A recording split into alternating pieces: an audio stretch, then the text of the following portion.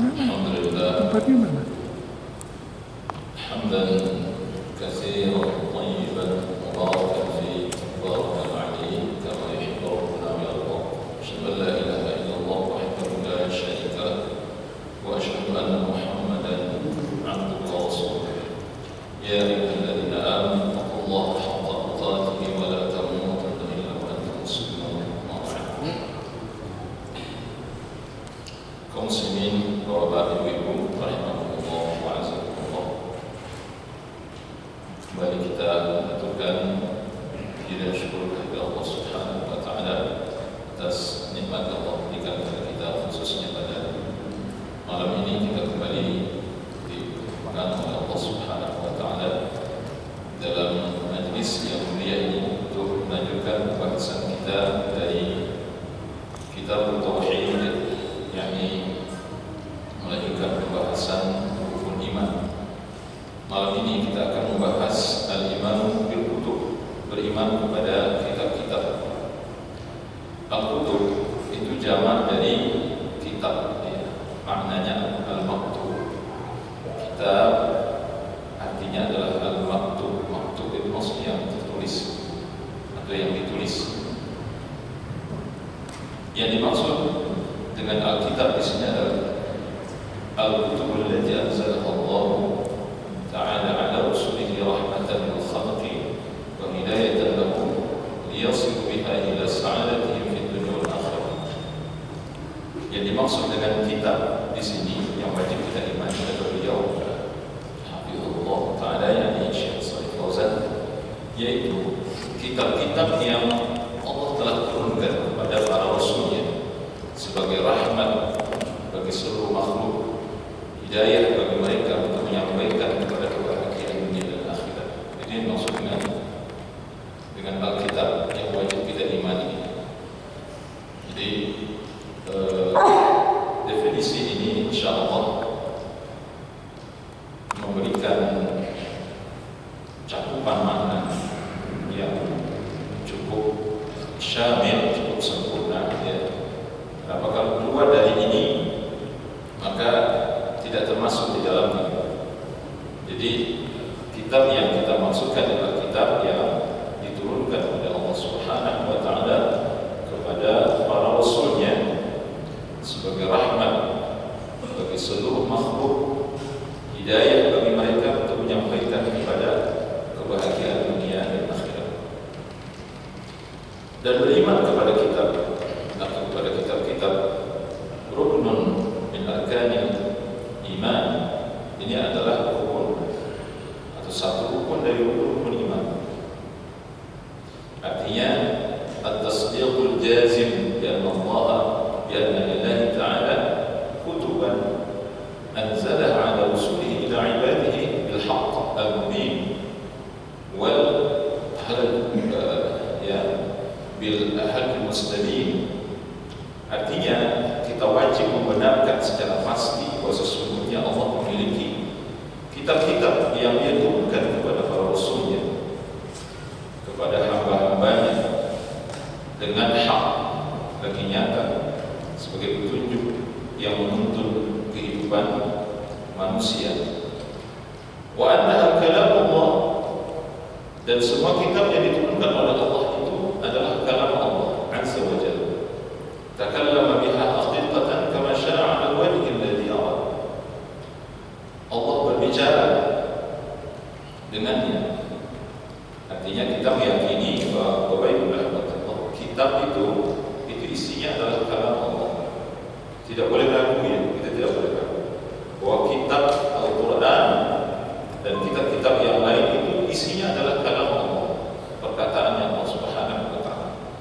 Tidak boleh ada keraguan sedikit. Hakikat, ya, secara hakikat sebagaimana yang Dia kehendaki, menurut cara yang Dia kehendaki, ya. Jadi nanti ini kaitannya dengan sifat Allah, dengan sifat Allah Subhanahu wa taala. Jadi al-kalam sifatun min sifatillah. Kalam artinya Allah berbicara, Allah berkata-kata, itu adalah satu sifat dari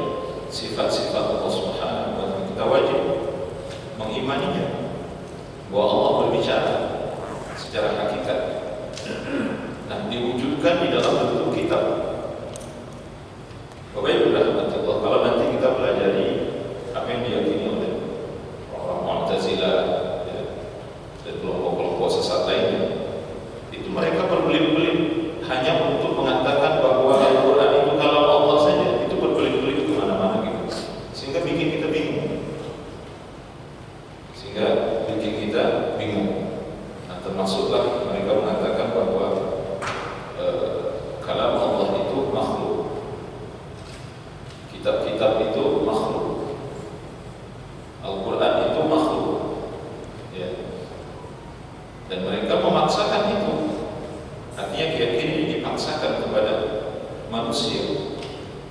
Kalau tidak mau meyakini seperti itu maka dihukum. Salah satu yang menjadi korban adalah Imam Ahmad bin Hanbal rahimahullah taala. Ahmad bin Hanbal dipanggil, ditanya, "Ya Ahmad," ditanya, "Wahai Ahmad, apa pendapatmu tentang Al-Quran? Apakah Al-Quran ini makhluk?" Kata Imam Ahmad, "Al-Quran huwa kalam laisa bi makhluk."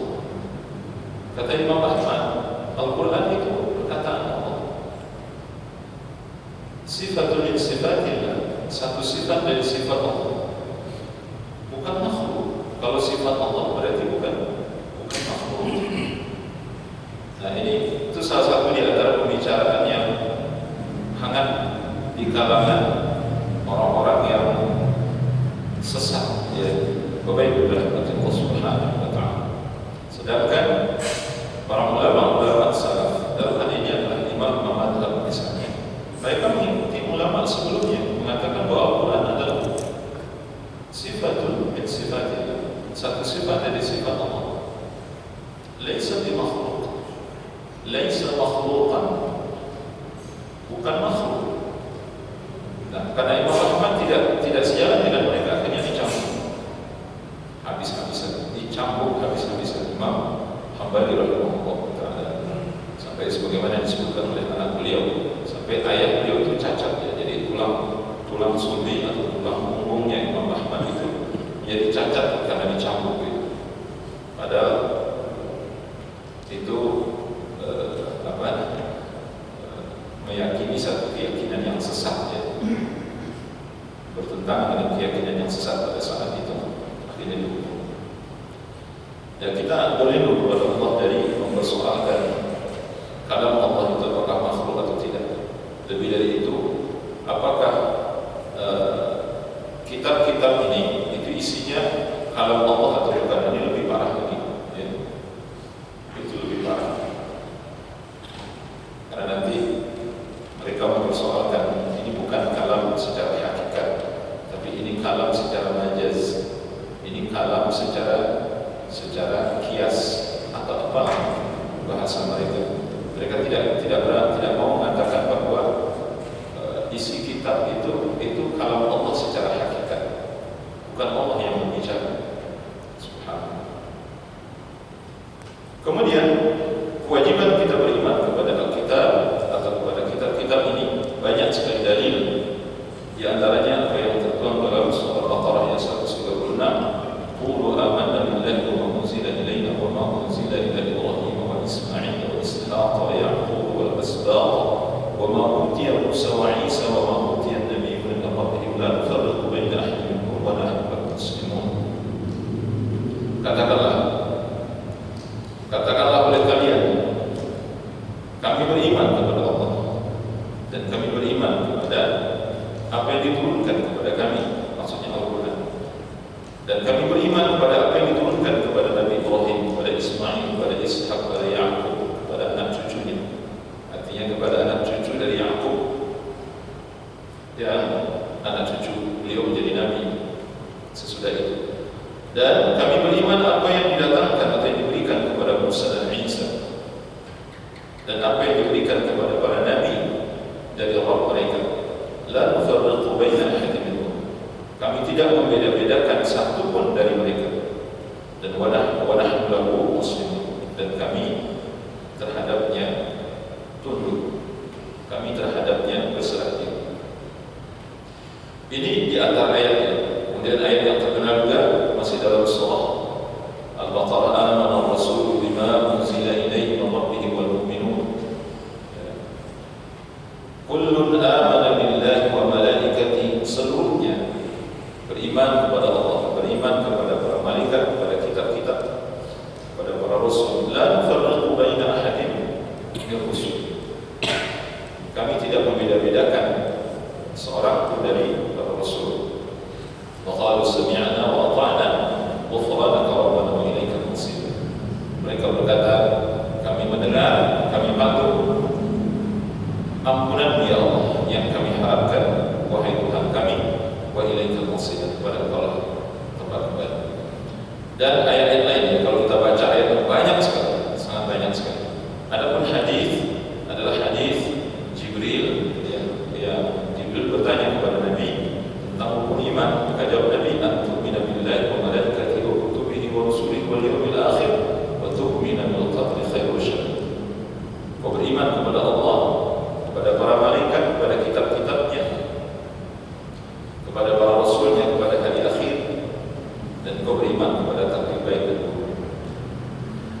Nah, ini artinya tidak ada sedikit pun bagi kita untuk mengatakan tidak beriman kepada kitab.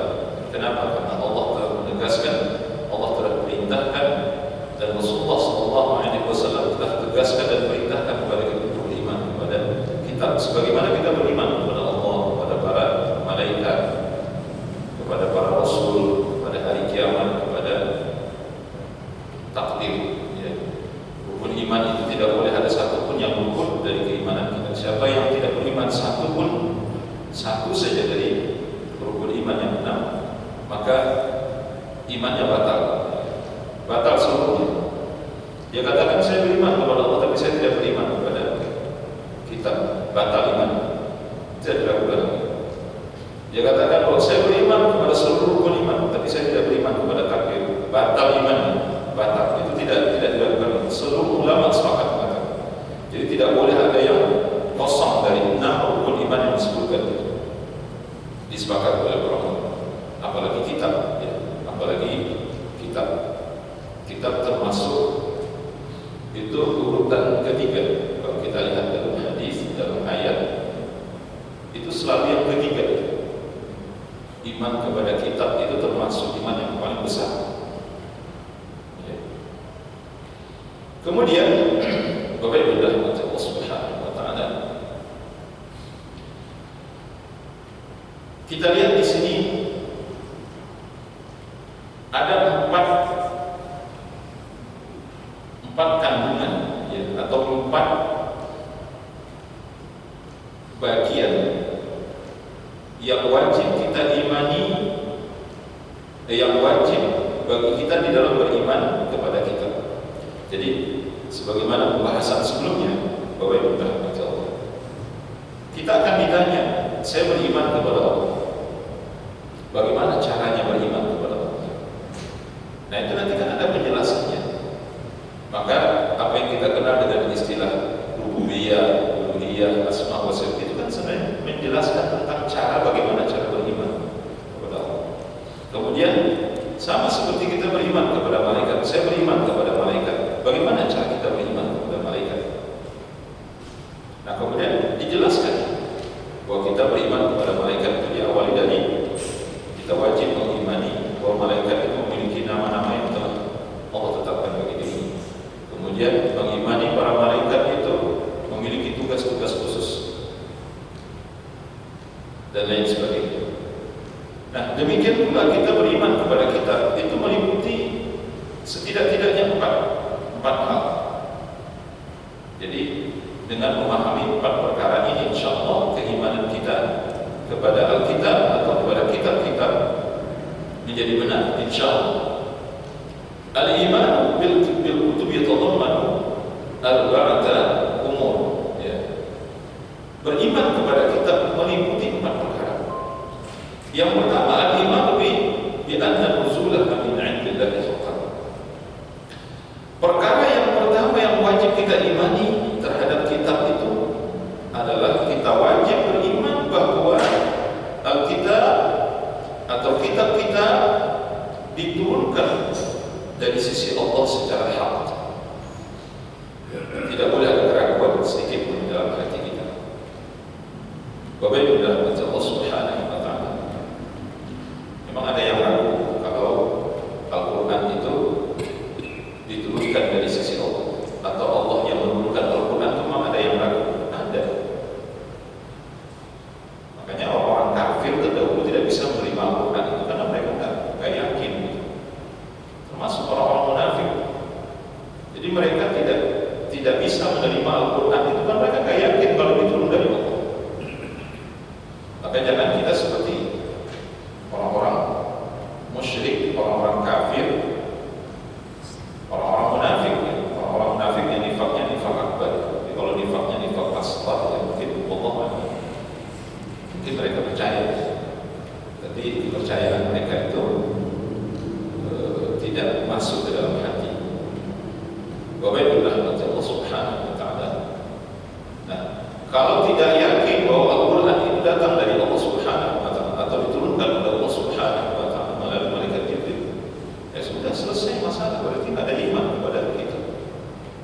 Ya kalau nggak yakin Al-Quran diturunkan dari oleh Allah yang menurunkan, dibawa oleh malaikat Jibril, ya udah selesai, nggak usah ngomong lagi kalau udah seperti itu.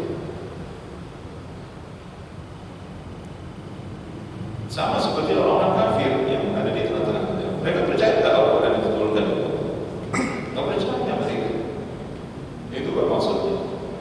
Maka kalau kita mengaku seorang Muslim masih ragu-ragu Al-Quran diturunkan dari Allah, dari sisi Allah, ya nggak benar Islam kita. Batal Islam kita. Jangankan tidak mengaku, ragu-ragu saja. Kan sudah kita bahas dari awal. Salah satu di antara syarat dua kalimat syahadat, khususnya kalimat la ilaha illallah apa? Al-yaqin. Yakin. Enggak boleh ada keraguan dalam hati kita. Kalau ada sedikit saja keraguan kita dengan kalimat la ilaha illallah, enggak sah kalimat, enggak sah keislaman kita. Batal. Tidak sah keislaman kita. Siapa yang ragu dengan asyhadu an la ilaha illallah wa asyhadu anna Muhammadan Rasulullah, batal Islam. Bukan hanya menolak, karena nanti ada syarat qabul, lawannya rad. Yakin itu lawannya syak. Ya. Jadi bukan menolak maksudnya, ragu. Maka tidak sah Islam. Sama seperti pembatal keislaman atau pembatal keimanan.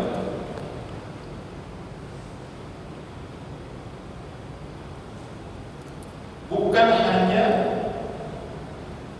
yang tidak menolak yang membuat batal Islam terhadap kekafiran orang kafir, ragu terhadap kekafiran orang kafir, batal Islam.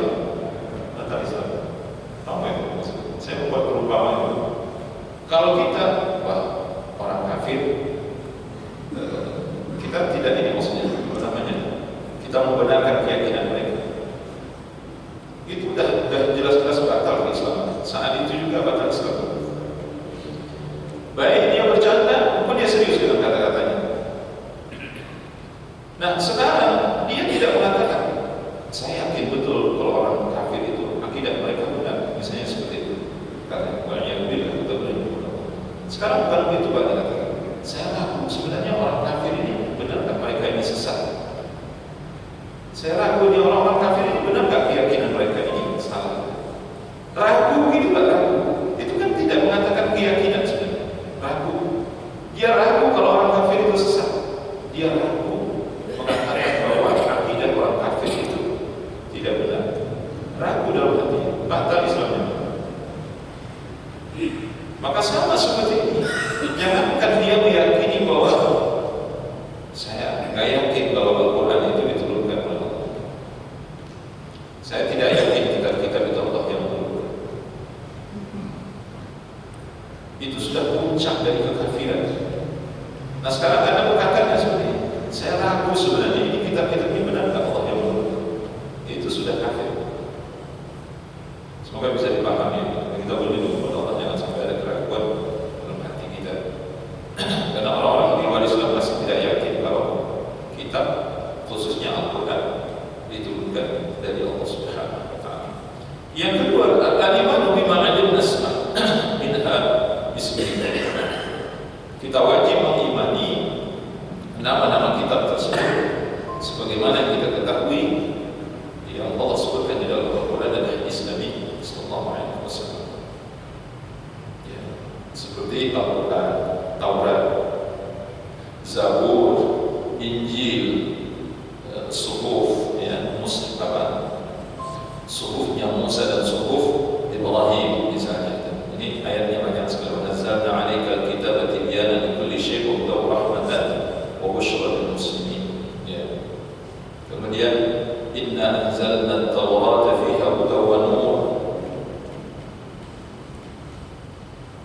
Kemudian ayat al-qaffayna ala atharihim bi Isa bin Maryam wa atainahu al-injil.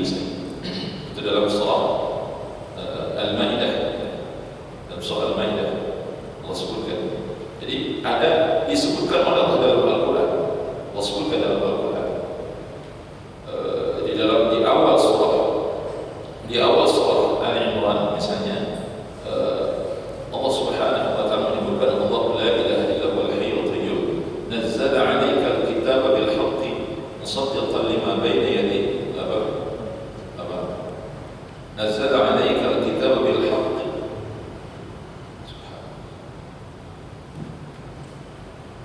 surah Ali Imran. Itu Allah sebutkan ada kata Taurat dan Injil langsung di situ. Nazzala 'alaika al-kitaba bil haqqi musaddiqan lima bayna yadayhi wa anzala at-taurata wal injil. Ya, yang telah menurunkan Alkitab dengan hak, membenarkan apa yang datang sebelumnya, dan menurunkan Taurat dan Injil. Allah menurunkan Taurat dan Injil. Jadi kata-kata Taurat, Injil, Zabur itu ada dalam Al-Quran. Nah, kata-kata Zabur nanti kita temukan dalam surah An-Nisa ayat 163 misalnya. Wa ataina Dawuda Zabura. Ini diawali dengan inna awhayna ilaika kama awhayna ila Ibrahim wa Ismail kama awhayna ila Nuh wan nabiyina min ba'dihi wa atayna ila Ibrahim wa Musa wa Isa, dan seterusnya. Nanti di akhir ayat itu Allah sebutkan wa atayna Dawuda Zabura, dan kami berikan kepada Daud kitab Zabur. Ya. Kemudian ada kata-kata suhuf, yang suhuf ini diberikan oleh Allah kepada Nabi Ibrahim. Ya. Inna hadza la fi suhufi Musa, inna hadza la fi suhufi al-ula suhufi Ibrahim wa Musa. Saya dalam surah Al-A'la ayat terakhir ini, ayat 18 dan ayat 19. Nah, ini nama-nama kitab yang wajib kita yakini datang dari Allah dan Rasulnya sallallahu alaihi wasallam. Banyak sekali hadis yang menjelaskan bahwa nama-nama kitab itu sebagaimana yang Allah khabarkan kepada Nabi, dan Nabi mengkhabarkan kepada kita. Tidak ada tambahan lain. Nama-nama yang lain kita tidak tahu. Ini nanti ada nama kitab yang lain itu tidak.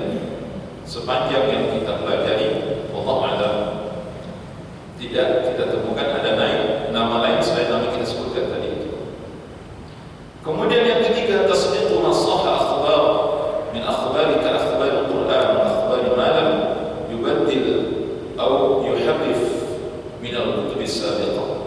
Yang ketiga, nah ini di antara yang paling penting.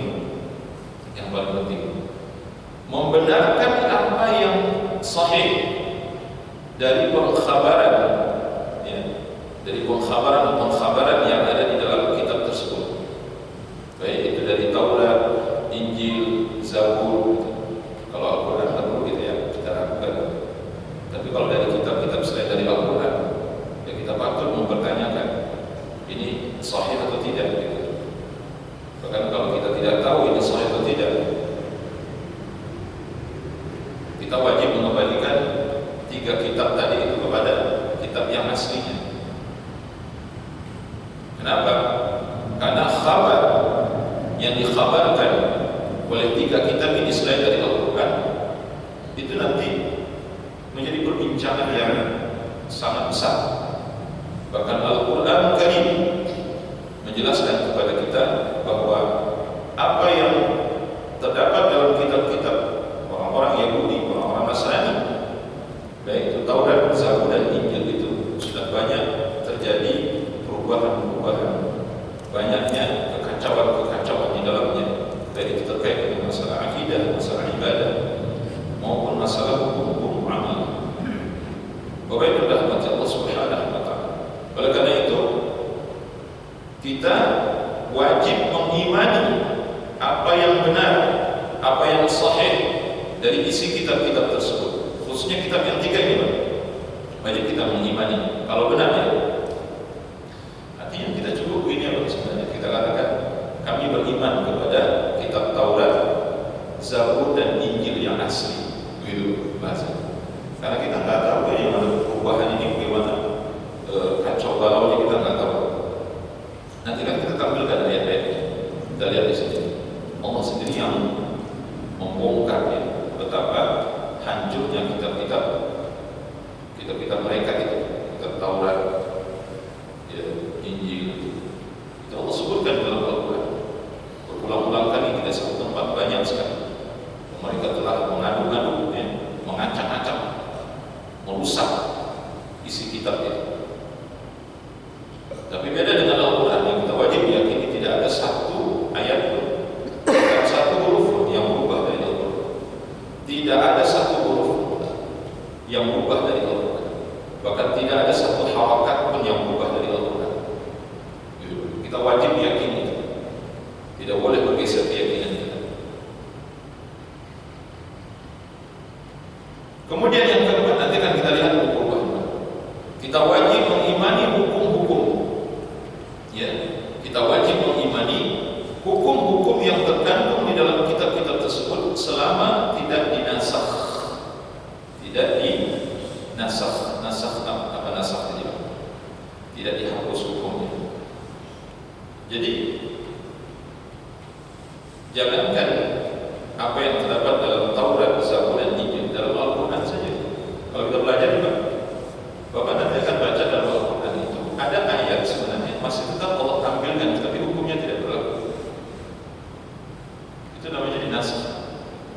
Bapak kalau pernah belajar salah satu dari bagian ilmu Al-Quran itu ilmu nasikh mansukh. Nasikh mansukh. Ilmu apa ini? Itu ilmu menceritakan tentang hukum-hukum yang tadinya Allah turunkan, tapi kemudian Allah hapus hukum itu diganti dengan yang lain. Allah sebutkan dalam surah Al-Baqarah, "Ma nansakh min ayatin aw nunsiha na'ti bi khairin minha aw mithliha. Alam ta'lam anna Allah 'ala kulli syai'in qadir." Tidaklah kami menghapus satu ayat,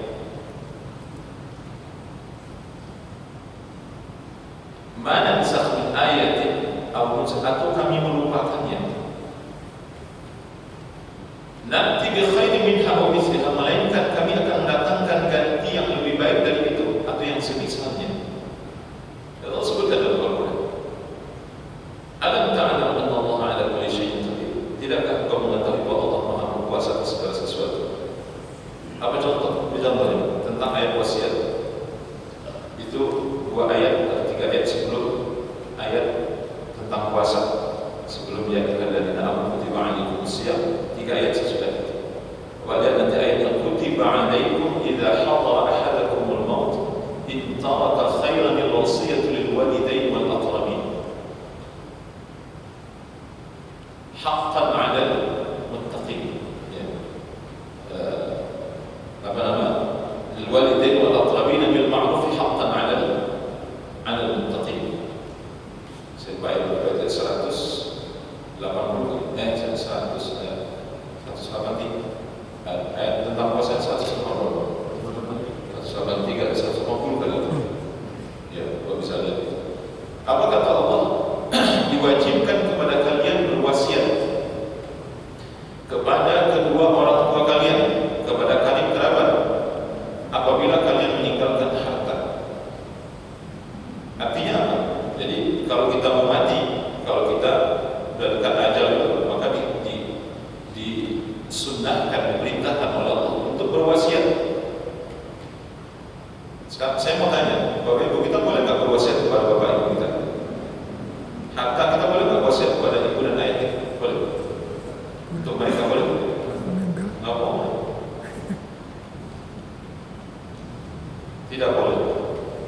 Jadi setelah diturunkan oleh Allah ayat tentang waris, yusikumullahu fi auladikum lidzakari mithlu hadzil unsayyin. Allah berwasiat kepada kalian terhadap anak-anak kalian, ya, bahwa bagian anak laki-laki 2 bagian dari anak perempuan.